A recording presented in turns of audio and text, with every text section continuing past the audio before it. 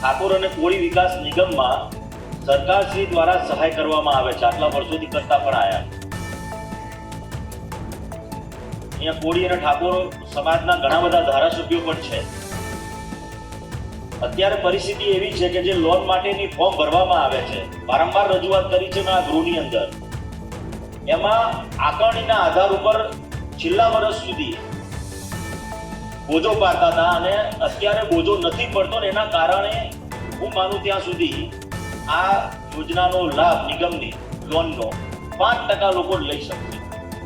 મારી વિનંતી છે કે ભાઈ આની અંદર ક્યાંક એક શરત ચૂકના કારણે બે વિભાગ વચ્ચેમાં એક પરિપત્ર થયો છે, ખાલી સૂચન થયું છે અને એમાં સુધારાના કારણે આખા ગુજરાતની અંદર ઠાકોર કોળી વિકાસ નિગમના એટલે સમાજના લોકો જે ફોર્મ ભર્યા છે 48,000 જેટલા એ લોનથી વંચિત રહેવાના છે. માનનીય અધ્યક્ષશ્રી, આપના માધ્યમથી માનનીય મંત્રીશ્રીને મારું બીજું પણ સૂચન છે કે 100 કરોડ જેટલી જે તમે રકમ ફાળવો છો એની અંદર 500 કરોડ સુધીની રકમ ફાળવવામાં આવે.